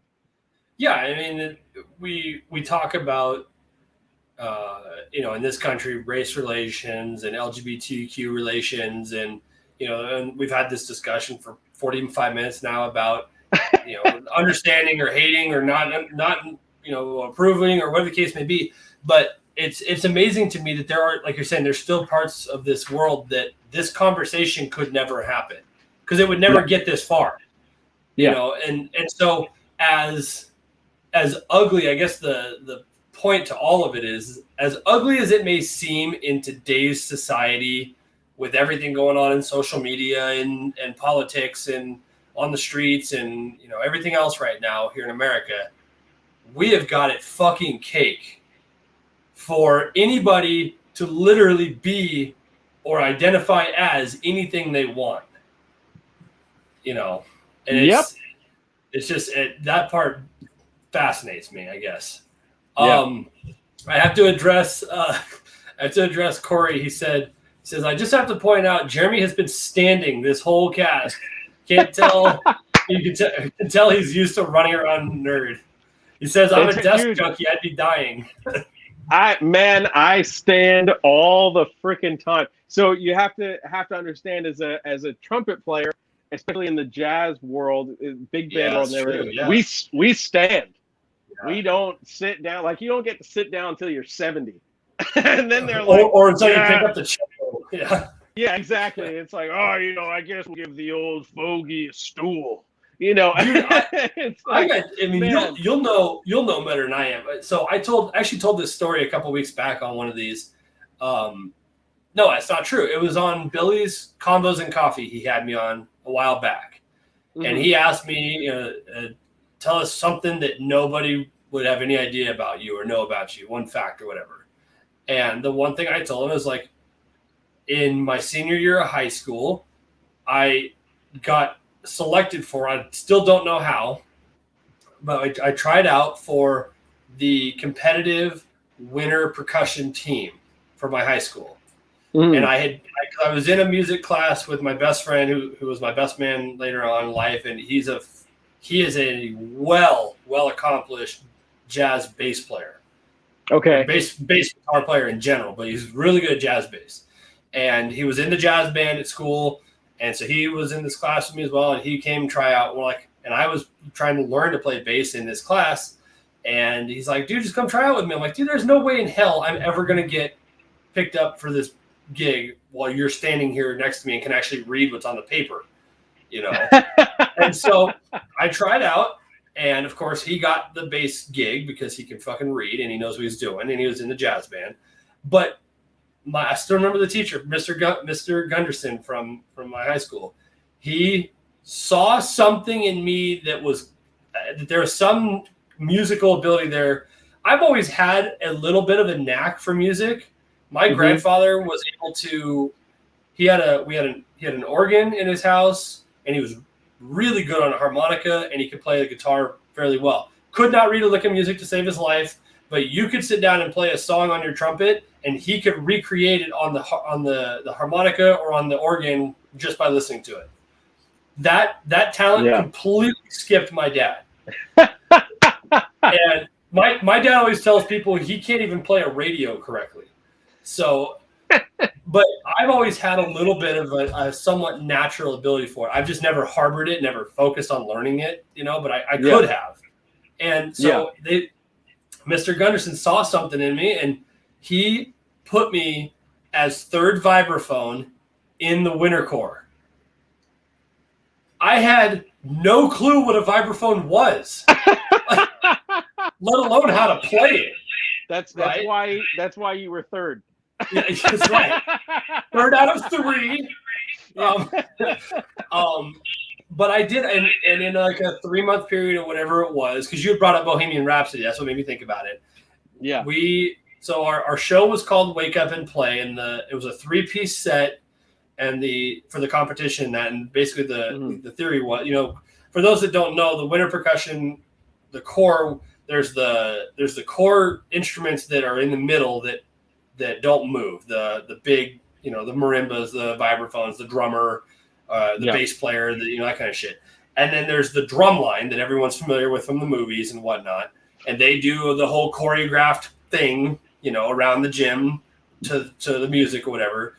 And then we had like a set built up with like little houses and shit. And there was one of the girls that was in the drama class, did like a whole routine, like it was like a play, I guess is the best way to put it. But it was competitive between all the schools, right? And so ours was the little girl wakes up in the morning, she gets ready, she goes outside, she plays, she has fun, she hangs out with friends, she comes home at night and goes to bed. That was kind of like the echelon of how it worked, right? For the 3-piece set. And the middle of that, the majority of it was Bohemian Rhapsody. And so out of like a 3-month period, I literally would read a stanza of the music. The vibraphone actually came to me fairly easily because every spot on the staff had a corresponding spot on the vibraphone. It was super simple. So I would start at bass C in whatever octave we were playing in. I would start at bass C. I knew that was this one, and I could just go because it's mathematical at that point. Right? You literally could count, right? Yeah, exactly. And I did. I would take a stanza, and I would like, okay, and I would play it a few times around, and I'd memorize it, and I'd add the next one to it, and I'd play all those, and I'd add the next one to it. And over a 3-month period, I got to where I had that entire show memorized by heart with 4 mallets, playing on the man. freaking microphone Yeah. with four mallet chords and everything. And dude, it was so much fun. I could not. I mean, I had never done anything with music since. That was my shining achievement in 2009. That's all I've ever done. You know, it's like, but you know, I can. The music is. I mean, in fact, my tattoo. Yeah, this side, my tattoo's got a saxophone on it because that's my favorite brass instrument by far. It's got a saxophone. It's got an old school mic. It's got a really cool design that's a bass clef and a treble clef combined into a that's single cool image and whatnot. It's got a set of headphones on the back, a bunch of music notes, whatever, and then the verse from Walk the Line from Johnny Cash in here. But the banner says, "For where there aren't words, there's music." And it's something I came up with years ago, and you understand exactly what I'm saying, you know, and it's like I've always been fascinated by people that are good at music. You know, and I mentioned the saxophone.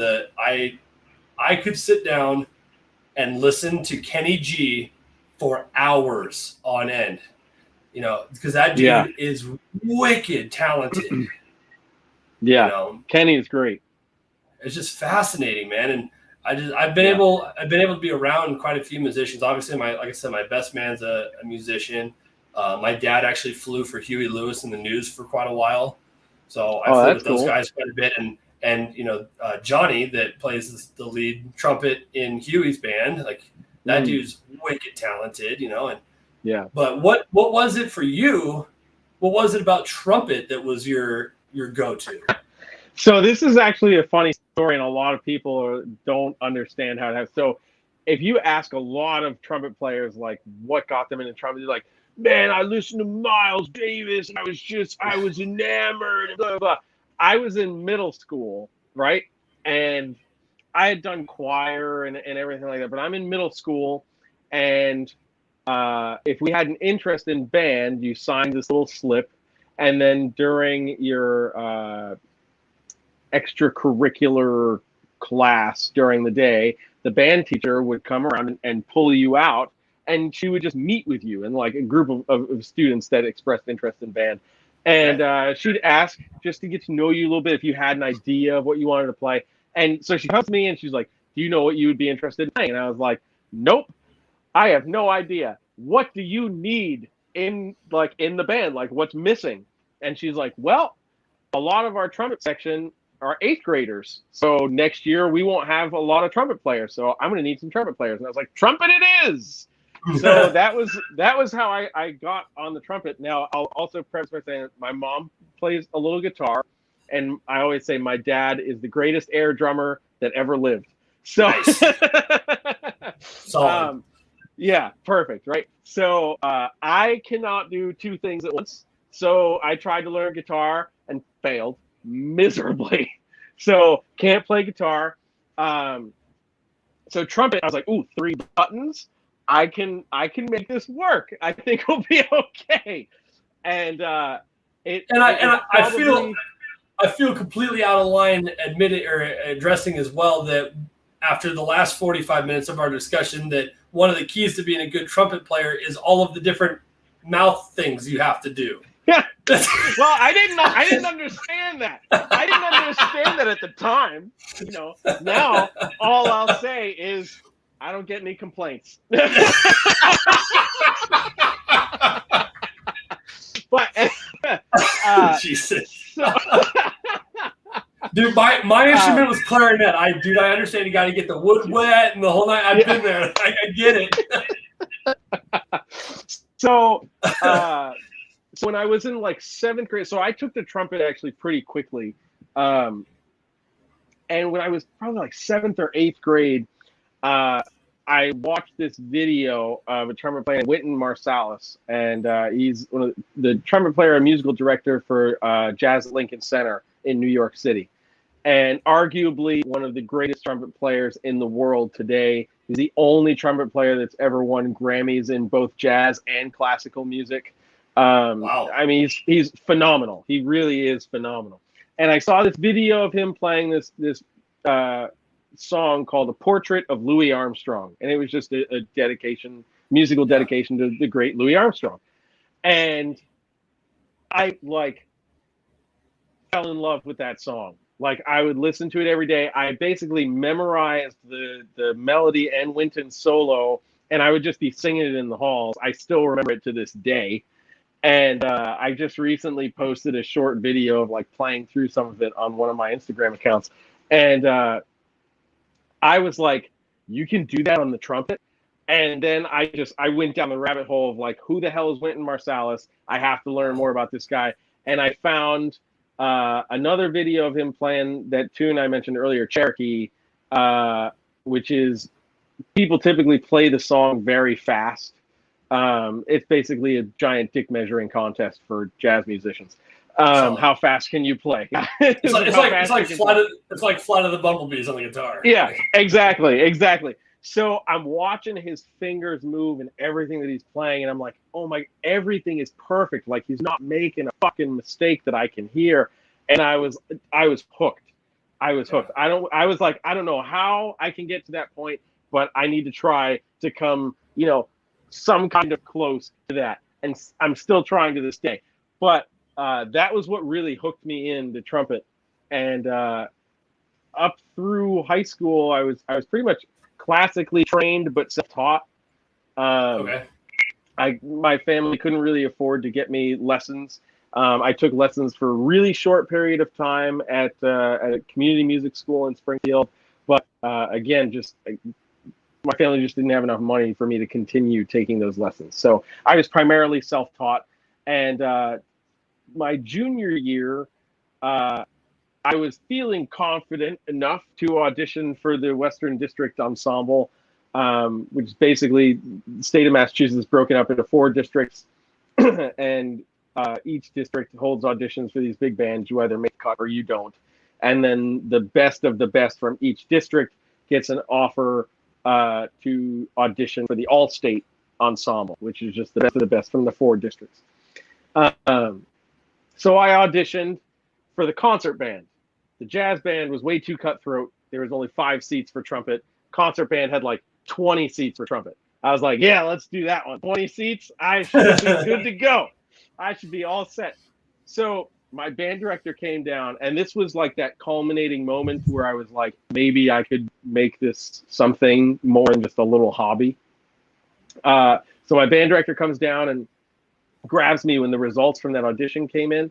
And he was like, okay, I've got good news and odd news. And I was like, usually it's good news and bad news, but I'll take it. Okay, what do we got? So he's like, the good news is you got in to Western District Ensembles. And I was like, oh, that's awesome. Okay. So I'm like, what's the odd news? And he's like, well, I've got the paperwork that says you're accepted, but I can't find your audition number on the sheet for the concert band. So we'll go down to my office. We'll look at all the paperwork. And I'm like, okay, cool. I scored so high, they placed me as the principal trumpet player for the orchestra. I was like 5 points away from a perfect score from the audition. Whoa. And I was like, yeah, I'm pretty fucking good, man. Like I was feeling pretty good about myself at that point. So that kind of had a little bulb going off of like, oh, okay, that's pretty a notable achievement considering everything that they were grading us on. So then it sunk in a little more. So there were 4 trumpet players in the orchestra, and the trumpet player who's second was like 15 and scored 15 points less than what I scored, and he was still a great trumpet player as well. But so they're all talking, we're all talking during the breaks and whatever. And they're like, oh, I studied with this person and blah, blah, blah. And I studied with this person. Yeah. And they ask me, like, who do you study with? And I'm like, the Mirror. and they're like, what? I'm like, yeah, I can't afford lessons. I'm self-taught. And they like ostracized me. Like, they were pissed. They were pissed at somebody that, because they've been taking lessons since they were 8 years old. And now they're 17, 18 years old. So 9, 10 years, they've been trying to do this. And here I am like, woohoo, I don't know what the fuck I'm doing. I'm like, here we go. And the piece that we played that was the most challenging, we played March Slav or March Slave by Tchaikovsky, a piece that I had never heard before. And the principal trumpet part was actually quite difficult. And there were some technical things I didn't even know how to do in that piece. So I had to like hit the grind hard to figure out how to do it because I can't fuck it up, you know. And I was able to make it happen. And then my senior year, I auditioned again, got into the orchestra again. Meanwhile, having opportunities to sit in with the United States Navy Band and doing a bunch of other amazing things while I was still in high school. And thankfully, my high school band director was also a trumpet player. And he got me to take some lessons with his trumpet professor at UMass Amherst, Eric Berlin, who's a phenomenal trumpet player. Like, it's quite frightening how good he is. And after that, like, I didn't take any lessons. And I wanted to go to UMass, like, badly, because that became my, like, home for studying music. I knew the orchestra director. I knew the trumpet professors. I was, like, pretty confident there. I got into the music department for UMass, but I did not get into the university because my SAT scores were too average for an in-state student. So they didn't accept me. I fought that like a motherfucker. I sent in appeal letters from state congressmen, city representatives, like all of the big gigs that I played when I was in high school as a lead player. I called in all the big guns. I'm trying to go to UMass Amherst. They denied me. I need your help. I walked into the admissions department with a manila envelope this thick of documentation and letters from people all over the state, and they still said no to me. Wow. And I was like, okay, fuck it. So I took that year off, and then I ended up auditioning and getting into Berkeley, and basically was like, ha ha ha ha ha. And and that opportunity afforded me plenty of amazing opportunities playing with guys like Tony Smith, who was a sub drummer for Michael Jackson, and doing a bunch of different recordings, and man, just some really amazing opportunities that have bled into my professional music career. And never in a million years would I have thought that it was possible. The little essentially home educated trumpet player boy from Springfield that couldn't afford a private lesson to save his life, to get into one of the best contemporary music schools in the world, and then have a career after that performing and teaching. Still, I think somebody fucked up somewhere, but. So that brings you to now. I mean, you're leaving N.E.R.D because you got bigger and better things down south to do. What's that all about? Yeah, so I still am not allowed to discuss everything. I'd say to the extent that you can talk about it, yeah. Yeah. But part of it is being able to do my own stuff. So I have a band that I've had for the last 7 years. We're working on our third record right now, and there's some more opportunities to pursue that on a better scale down there. I have an opportunity to jump into a couple of other bands for artists that currently exist that need someone to step in to run horn sections. One of those bands has about 80 shows booked for 2022, so that's moving pretty quick. Some teaching opportunities that are quite wonderful. I haven't 100% committed to, but they're there and they exist, so that I'm grateful for that. And that's pursuing my own stuff was the most important thing for me. I spend a lot of time doing sideman work, and like right now I work with great gospel music legend Doobie Powell, 5-time Grammy nominated producer, and I've done a lot of work with him. I've done most of the horns for his most recent records. And I've probably done records for 10 or 15 different people in just the last 5 years or so. So to do my own stuff and really focus on my own stuff was an opportunity I didn't want to pass up. And if I did, and then didn't pursue it heavily later, I would be asking a lot of what ifs.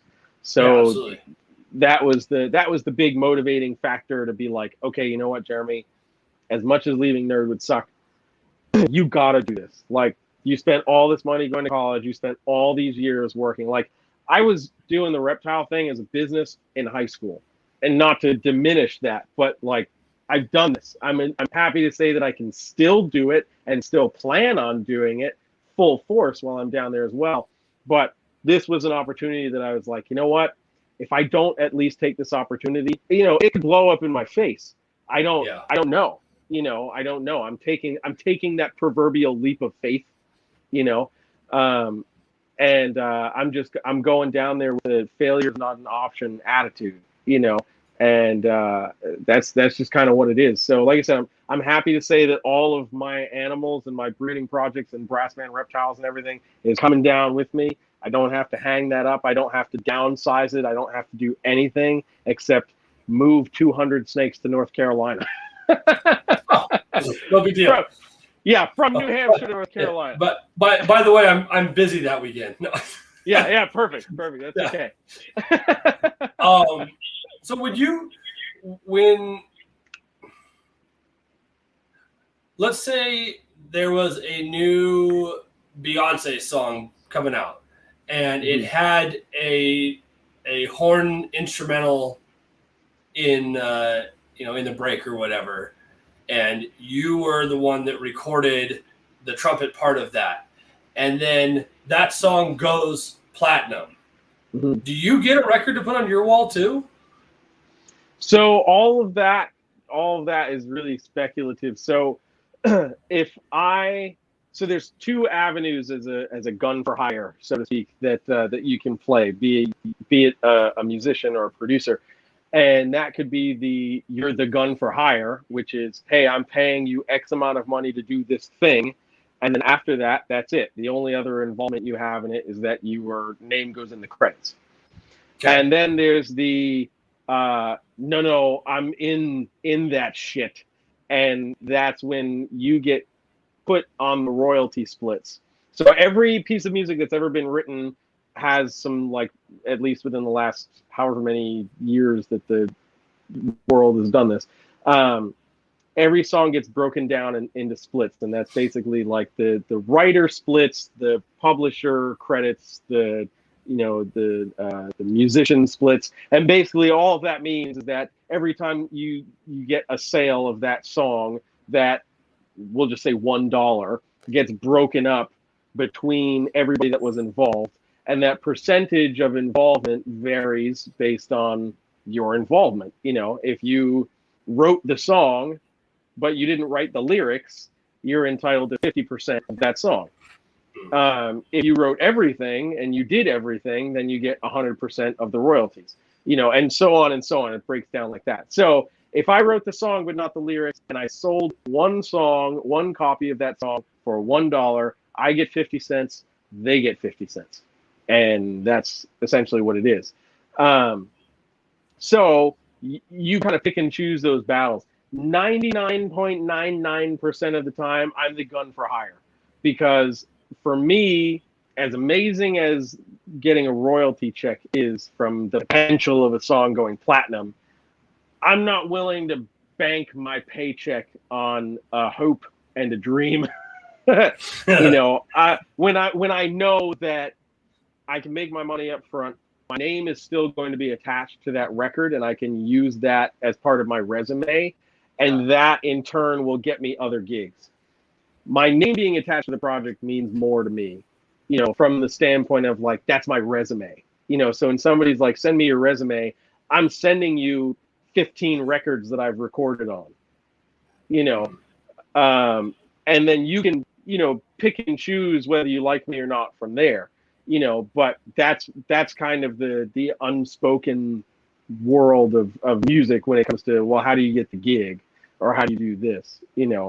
Are you still? Do you have some that you're still collecting royalties on?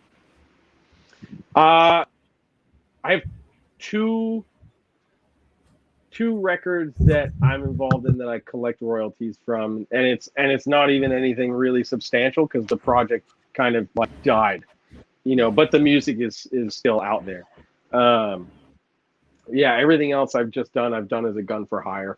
And that was kind of like one of those things when I realized like the gun for hire thing was a little bit more where I felt aligned. Somebody's got to be real convincing to get me to go the royalty route.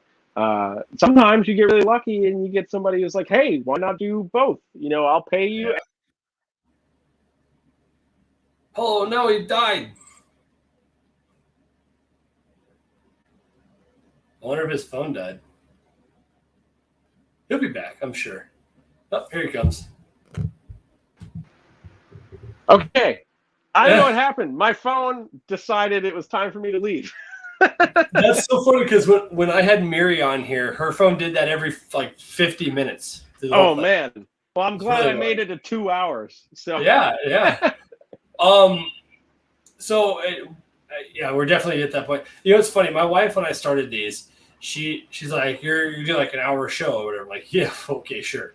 My hope is to get my hope's right around 90 minutes. If you look back through my catalog, there's only like 3 of them that are less than 2 hours. Yeah, and I've been lucky. I've been very lucky in these that they, for the most part, have been with people that I can converse with and drag 2 hours worth of stuff out of. Some, I will say, some are harder than others, no doubt. I mean, I knew talking to you was going to be a no-brainer because you and I have spoke plenty of times before. But like, and I talk a lot. Yeah, and that helps. Believe me, that's like having Billy on is a home run because you just light him up and you could turn the camera off and leave and he'd still go. Dude, yes, absolutely, dude. I used to have that joke with when I first started Reptile Talk with Steve Tillis. We wanted to have Kevin on. And I was like, right before we started, I was like, dude, ask this question first and then ask this question second. And he's like, why? I said, because after the second question, we don't have to say another fucking thing. Yeah. Well, and to that end, and you and I have talked about it, we are working on getting Kevin on here. Yes. That is a whole undertaking in its own right. But dude, you want to know how that conversation has gone? The conversation has gone like this. Kevin, I got somebody that wants you on a podcast, a live stream. Okay. And then he runs away. And then I'm like, yeah, but like we've already got like a date. And he's like, okay.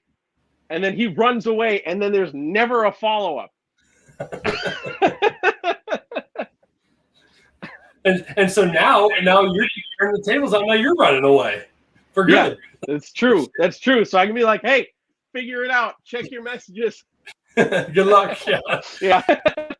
We definitely got to have Kevin on because there's very few other people that those of us that are still fairly juvenile in this hobby, there's very few other people that have been at it as long as he has and been through every iteration of what this has looked like.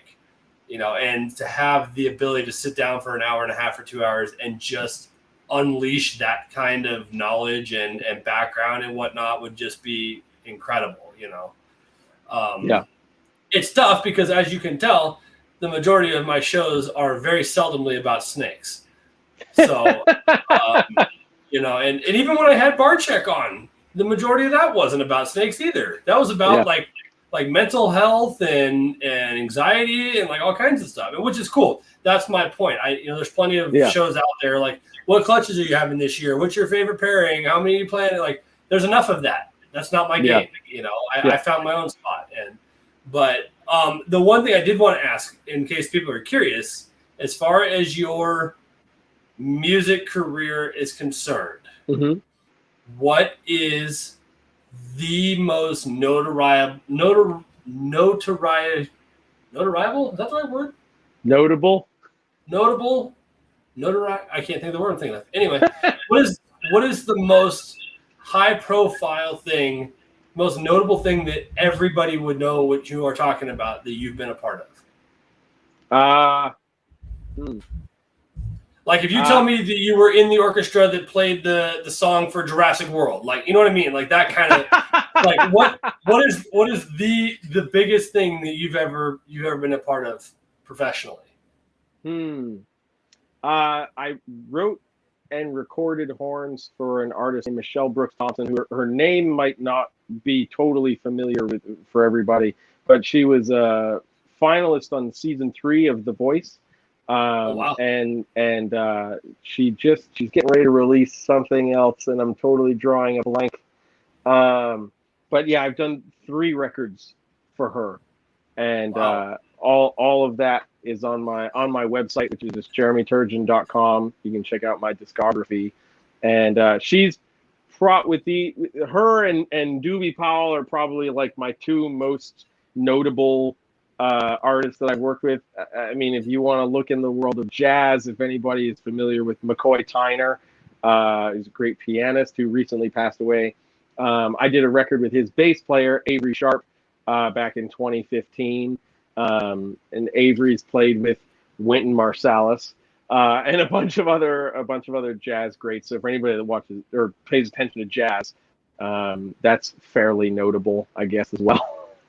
Well, I mean, admittedly, you're still very young in this game. I mean, you got lots of ways to go. I mean, some of these, you know, top of mind musicians are, you know, they're equally as good well into their later years of life. And what would be, if you could pick one opportunity today, what would be the one that you would do? Man, that's a hard call, because there's some great musicians, and I don't pay attention to a lot of mainstream artists. If Beyonce had an opening for a male trumpet player, because her entire band is female, I would jump on that in a fucking heartbeat, because she does the most insane gigs, but also has some of the most insane work schedules. Like, I'm friends with a couple of her musicians that are like currently like her musicians, and it's like, it's ridiculous and torturous on the face of a trumpet player to do what she asks them to do, but everything else sounds amazing. Like, I can recall a couple of messages I've had back and forth. It's like, man, like, what's this gig like? And they're like, look at my face, and like their fucking face is like swollen and annihilated because they played for 17 hours and then had 30 minutes to break and then had to do the gig, and then they're right back on the road, and then it's like, and I'm like, oh, that's nasty. You should ice that and then go to the next gig. Like that, like I like being on the go and traveling and doing like all of that insane stuff. So for me, that would be crazy. I would probably not say that if I had that gig. I would probably be like, get me off this ship. It's terrible. Dude, I just in that 4-day tour that I got to fly with my dad years ago for one of the Huey Lewis routes that he was on for a tour. And just that 4-day gig was exhausting. And all we did was fly the airplane and show up to the show. Like, I had the best part of the job, like, you know. But I was blown away. I mean, we would leave first thing in the morning, and we flew up here towards Western Montana before I ever lived here. And Huey did a private show for the DeBartolos, the owners of used to own the 49ers and that old Bay Area family. And so he did a private birthday party. They did a show there.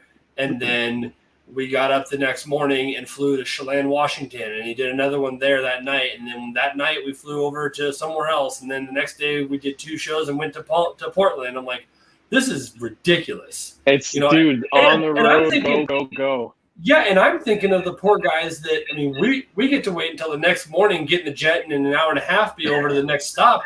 These guys left the show that ended 11:30 at night, got in the truck, and hit the road. Like, dude, I can't tell you how many times I've done. Okay, one of my first shows ever in New York City, right?